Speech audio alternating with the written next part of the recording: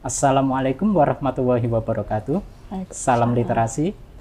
Halo Sobat Perpus, jumpa lagi dalam podcast Perpustakaan Umsida, Bu Dosen, Buku Ajar Dosen. Kali ini bersama saya, Pristiwanto, yang akan membedah buku berjudul Buku Ajar Manufaktur Berkelanjutan. Bersama saya, Bu Dosen Teknik Umsida, Bu Atika Sidicayani, STMT. Apa kabar, Bu? Alhamdulillah baik Mas Pris. Halo teman-teman, sobat perpustakaan semuanya. Semoga semuanya dalam keadaan sehat. Langsung saja Bu ya. Silakan, Secara Mas. garis besar buku ini berisi tentang apa? Buku Manufaktur Berkelanjutan itu sebenarnya awalnya adalah ditujukan untuk teman-teman mahasiswa teknik industri yang mana dalam salah satu mata kuliah pilihan itu ada mata kuliah manufaktur berkelanjutan. Jadi di dalamnya membahas tentang lingkungan terutama. Jadi kalau sekarang trennya itu adalah development ya, manufaktur development. Jadi terkait dengan industri itu di dalam pengelolaan lingkungannya itu bagaimana? Ya, jadi ada beberapa tahapan atau metode-metode yang bisa dilakukan untuk meminimalkan dampak yang ada di industri.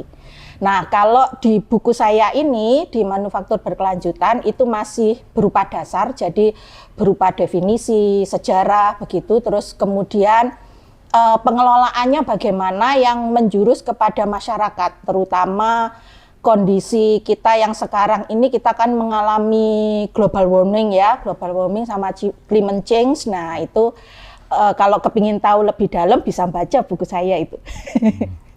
Apakah buku ini hanya khusus untuk mahasiswa yang mengambil mata kuliah manufaktur berkelanjutan saja?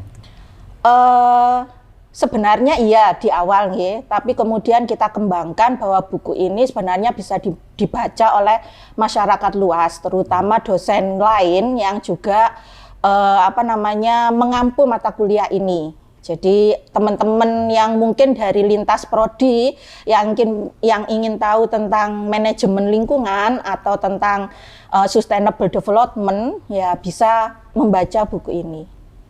Jadi ya untuk dosen, ya untuk masyarakat, ya untuk mahasiswa. Berarti bisa untuk umum ya Bu ya? Bisa untuk umum. Apakah ada buku sejenis yang beredar di pasaran?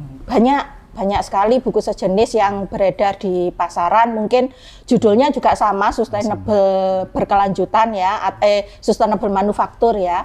Hanya saja isinya berbeda-beda karena memang cakupannya luas untuk manufaktur berkelanjutan ini.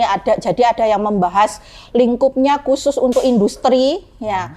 Kemudian ada yang membahas mungkin kehidupan sosial ya, karena memang manufaktur development itu berdiri atas 3 pilar, yaitu pilar lingkungan, sosial, sama ekonomi. Jadi ada yang membahas di bidang ekonominya, ada yang membahas di bidang lingkungannya, ada yang membahas di bidang sosialnya. Yang terakhir, apa hal paling menarik dari buku ini yang bisa diambil manfaatnya untuk pembaca buku?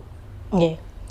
Karena manufaktur berkelanjutan ini masih edisi yang pertama, jadi kami membahas tentang dasar sejarahnya, kapan terbentuk, kemudian sampai sekarang pun ini masih dibahas lewat KTT ya. Jadi ada Bali Summit, ada Rio Janeiro, itu kan ya, itu tahapan-tahapan terbentuknya sustainable development.